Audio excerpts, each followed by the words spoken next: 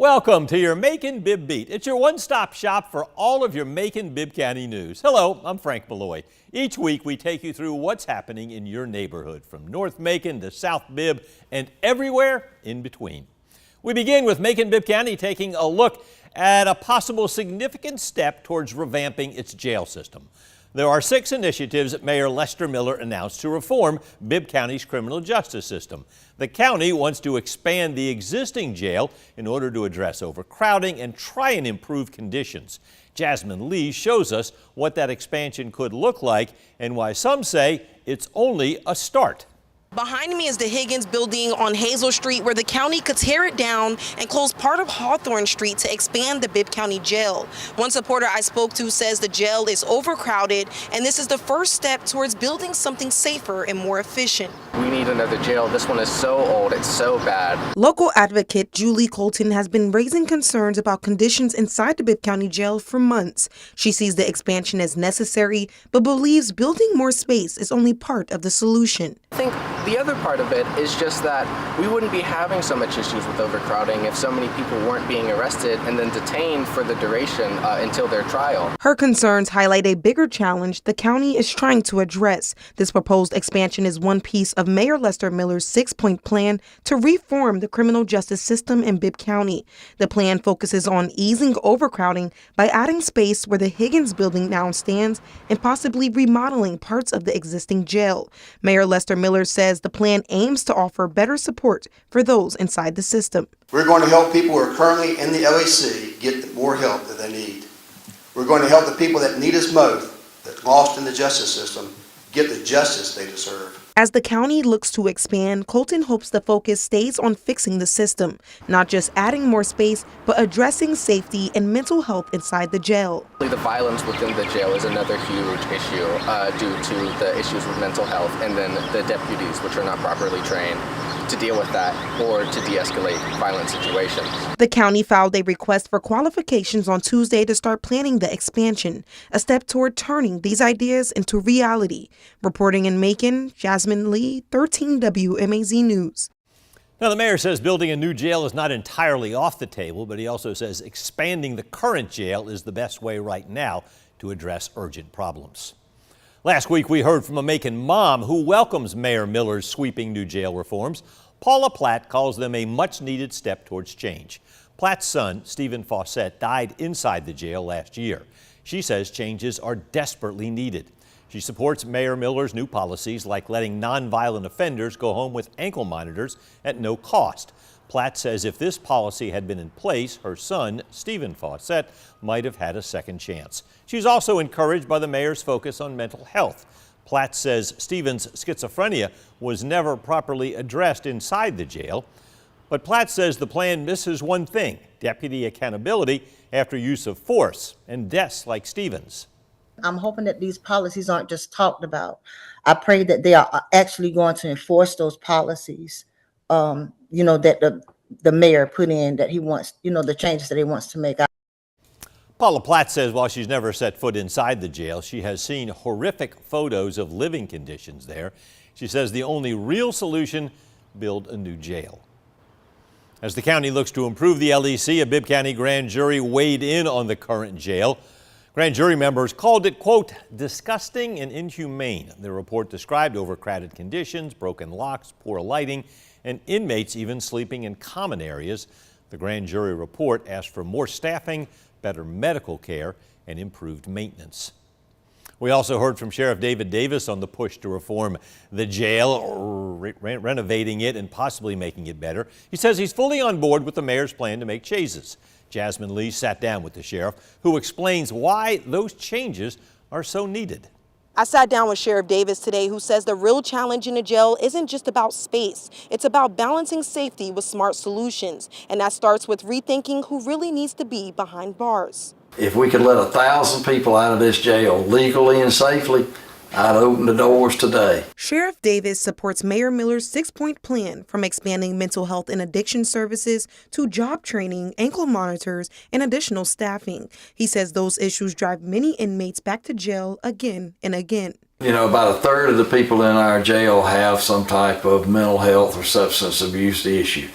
but it could be argued that everybody in the jail has some type of mental health situation. And while releasing 150 nonviolent offenders is a goal, Davis says legal issues, probation violations, and backlogs mean it won't happen overnight, as more than 600 people have been in jail for over 90 days. State court and a Superior Court and the DA's office, they're looking every day, and we've always been doing that. We've looked at that. We have what we call the 90-day list. He told me expanding the jail is on the table, but a brand new facility could cost more than $300 million, mostly from the $400 million SPLOST fund that also covers several other projects. And I don't know if the community has the stomach to spend 3/4 of what your SPLOST funds are going to be for a jail that most people are not even going to see, when there's other needs that we have. Instead, the focus is addressing urgent needs like smarter staffing and new units for medical and mental health care,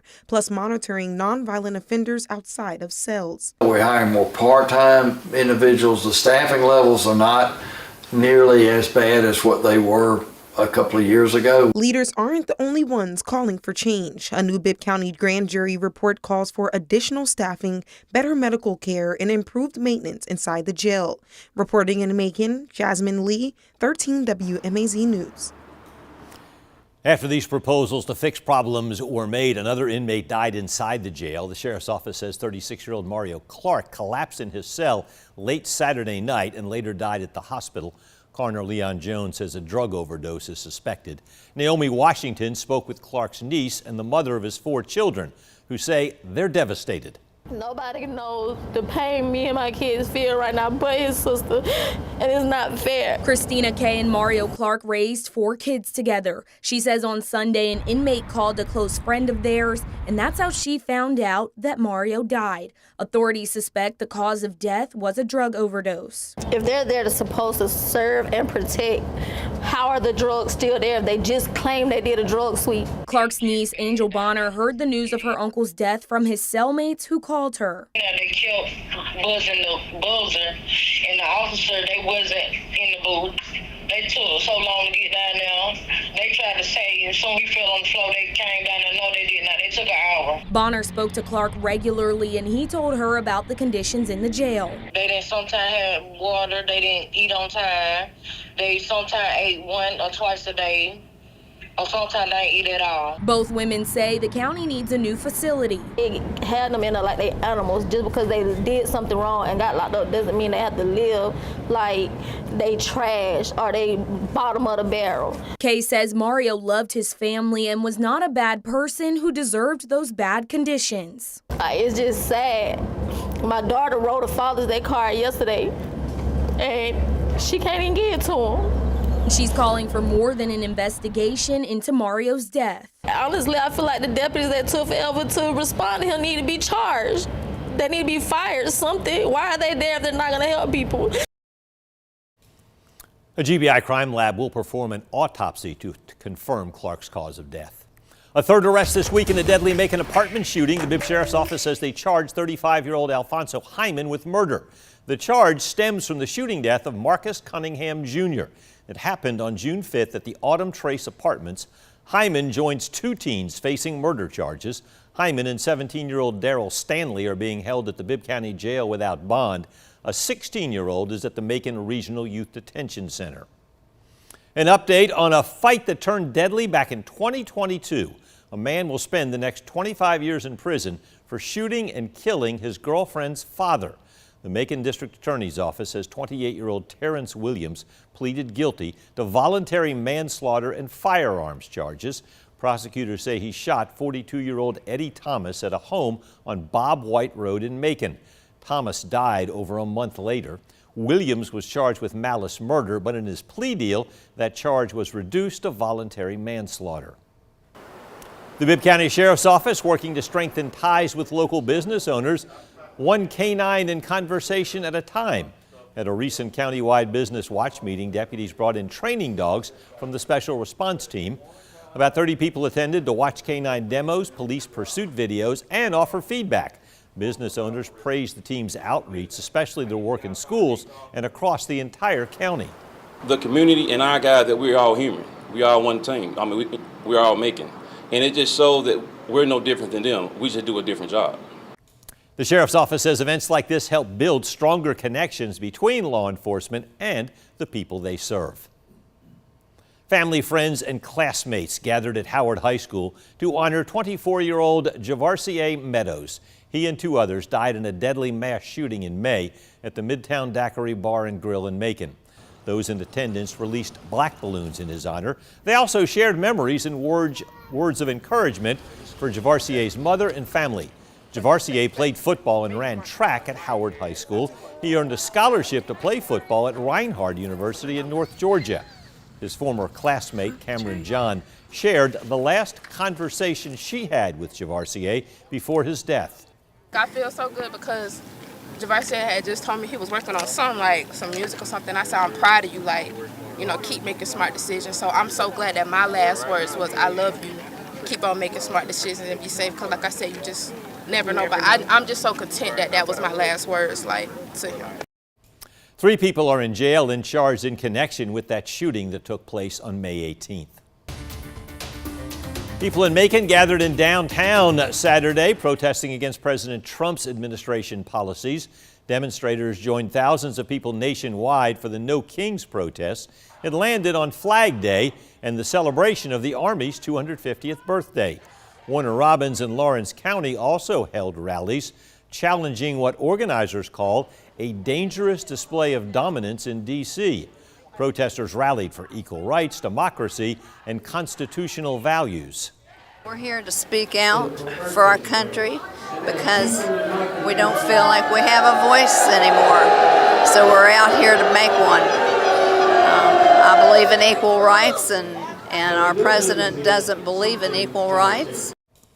While some rallied, others listened and offered an opposing voice. A small group showed up in support of the president, including Anthony Harris. He told us he supports free speech, even if he disagrees with the message. Honestly, that's sort of hypocritical looking at the last administration. They acted very tyrannical to me.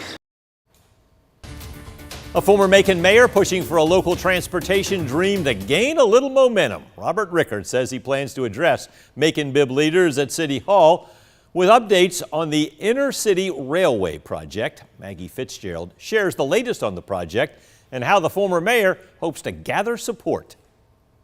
Walkability is important to downtowns. Inner city passenger rail is important to towns to connect to one another. City-to-city connection on more than just the roadways. But passenger train service hasn't run through Macon since the 70s. Former Macon Mayor Robert Rickert remembers the Nancy Hanks route fondly. It would stop in Forsyth and Barnesville and Griffin, Jonesboro, and then into Atlanta.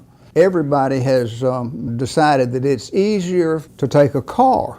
It's a big reason why Rickert remains a strong advocate for a return to the rails. He serves as vice chair for the I-75 Central Corridor Coalition and chairman of Georgians for Passenger Rail. Right now, GDOT is collecting environmental data and assessing how a proposed Atlanta-Savannah trail could impact local communities while considering potential routes. Atlanta could become the southeast hub for inner city passenger rail.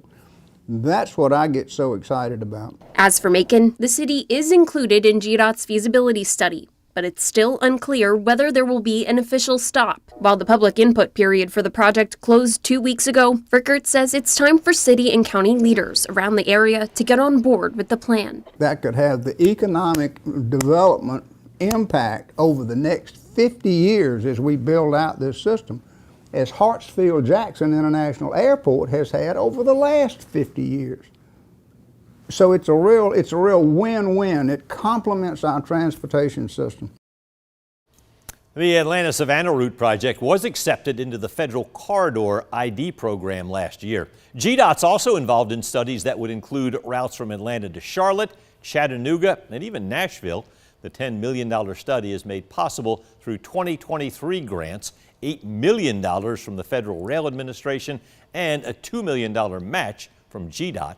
Environmental planning for the project is expected to continue through this year, according to GDOT. The agency plans to proceed with financial planning next year. Across the U.S., there are thousands of open jobs in education. The Bibb County school system is searching for people with a 4-year degree in any specialty and a passion to fill roles in the classroom. Naomi Washington went to the district's recruitment fair and tells us more. Teaching certifications will give you a leg up if you're looking to get into the education field. But the Bibb County School District's top recruitment official says they're looking for interest from anyone with a 4-year degree and eagerness to change students' lives. The county has dozens of openings for teachers and other types of jobs. Holly Hune is the district's director of talent management. Certainly, we love to have certified teachers come and apply with us, but we also love career changers. I'm a career changer. But some know teaching is their calling from the start. Don Chambers lives in Macon now, but began teaching 34 years ago in Jamaica, where he's from. The district hired him Thursday on the spot. I got a science teaching job, so that's fantastic. I'm looking forward to it. He'll start at a middle school next year. My favorite thing, and this is the most important one, is just seeing those students growing and making good use of themselves. Hune says starting pay for uncertified teachers is about $47,000, while certified teachers will make just over $49,000. We do a great job of preparing our new teachers, whether they have experience or they don't have experience. We're a very hands-on district. We have a lot of great technology, which I also think sets us apart, and we have a lot of heart. If you couldn't make it to this recruitment fair today, Hune says there are more openings posted on the district's website. Reporting in Macon, Naomi Washington, 13 WMAZ News.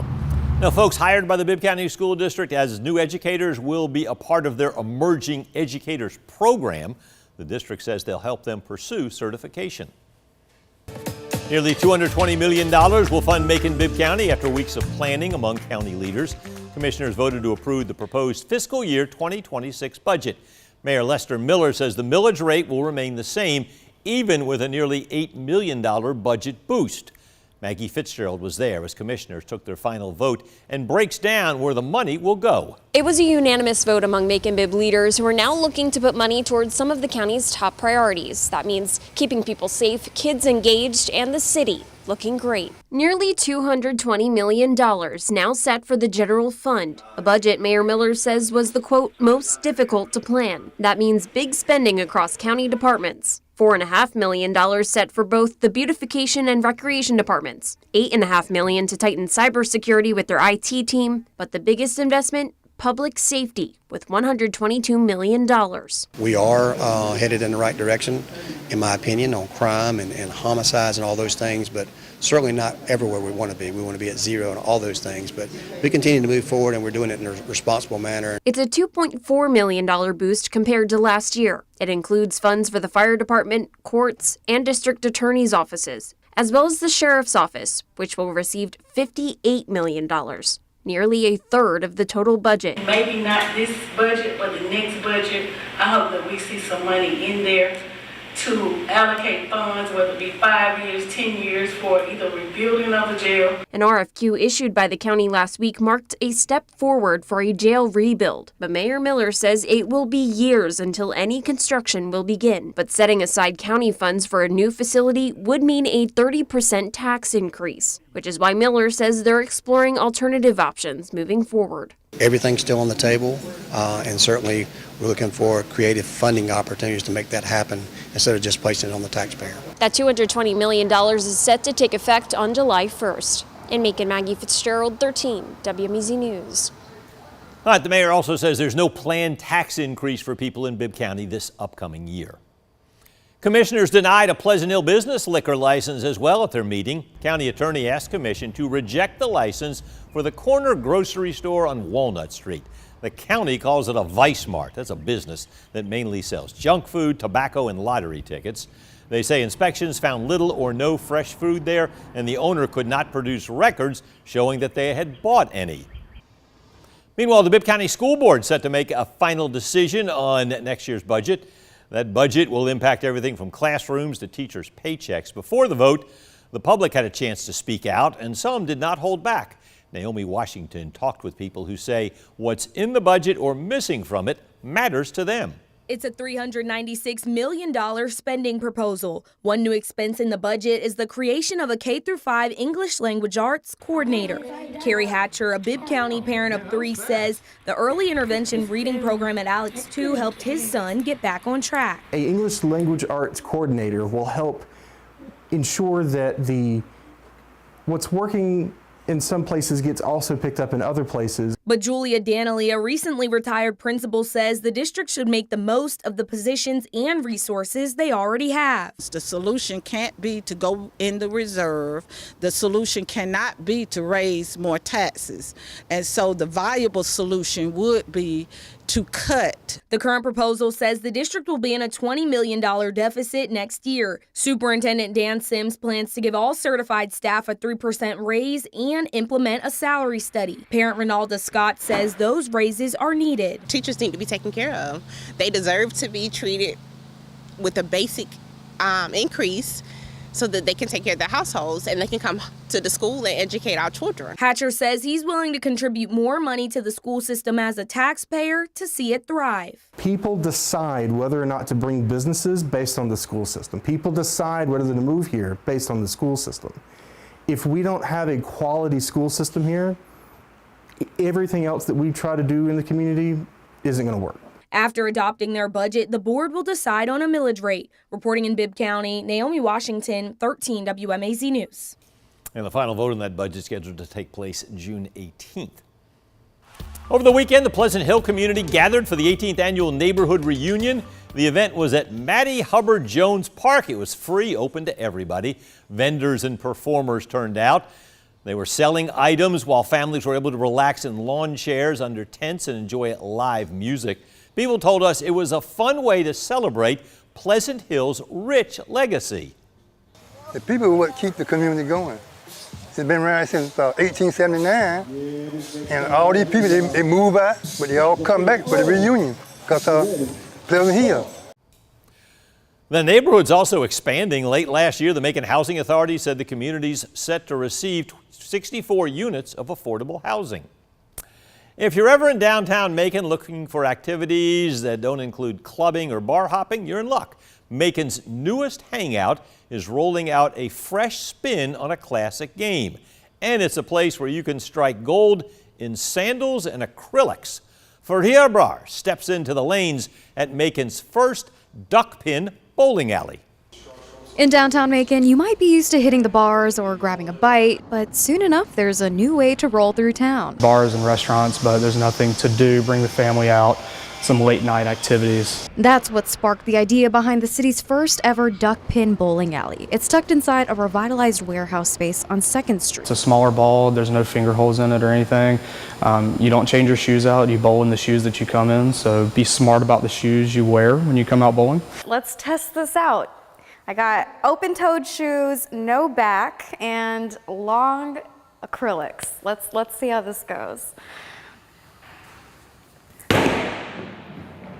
Wow,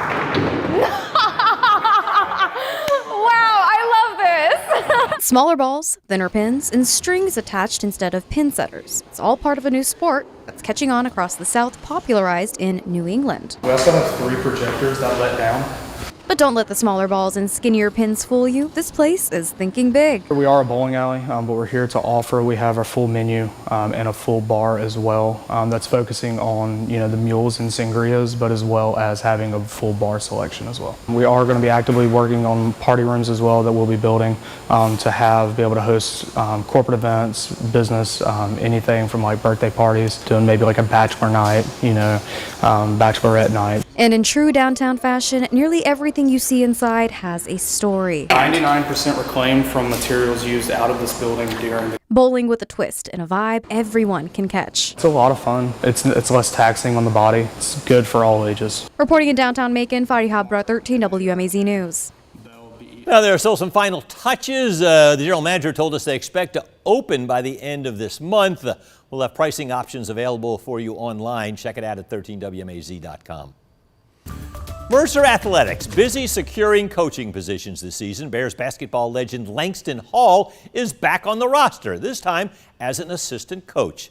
Cecily Stout sat down with Hall to hear about his return to the Hawkins Hardwood.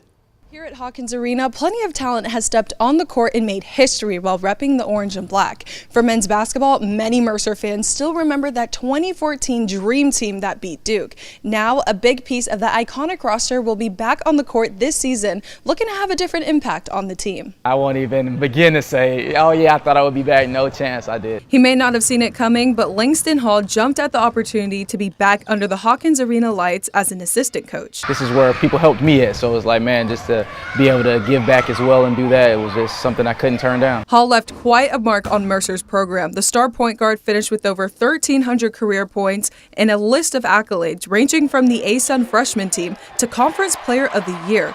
4 years in Macon and plenty of special memories, but there's one that's unforgettable. Obviously, the last one beating Duke was, a tremendous thing. But I think the first one, in 2012, we won the CIT. To do that as sophomores was an unbelievable feeling. And it hasn't gone away as Hall starts his coaching career on his college court. First coaching job. I literally just finished playing professionally. When was that? Maybe about a month ago. He spent 11 years playing overseas in Europe. From Italy to Germany, Greece, Croatia, Serbia, and Turkey. But a piece of Hall remained in the arena years after his final game. Langston Hall was the first player since 2004 to have his number retired. We were actually talking about that today. People were like, oh man, look, it's crazy. No one can wear 21. It's like, it's just a funny thing. But I mean, it's a great experience because not too many people can say they have their number retired, and I think that just goes back to how good our team was and the success we had as a whole, as a unit. Hall says he's ready to bring back Mercer's winning culture and electric game day atmosphere. I think with us being able to do that again, it'll help the whole Mercer community, the whole Macon community. It'll just bring more eyes and more people to us, which is something that, is always a good thing. With summer workouts just around the corner, the former point guard is ready to go to work. Even though I'm not putting on a jersey again, but be able to support these guys in any way they need is still a blessing that I'm happy to do, and I can't wait to get started. And the Bears are already hard at work preparing for year 2 under head coach Ryan Ritter. And that's the final note in this week's edition of the Macon-Bibb Beat. If you have a Macon-Bibb County story you want us to share, email us at news@13wmac.com and make sure you come back every Wednesday to get all the news and stories that matter to you. Thanks for joining us for your Macon-Bibb Beat.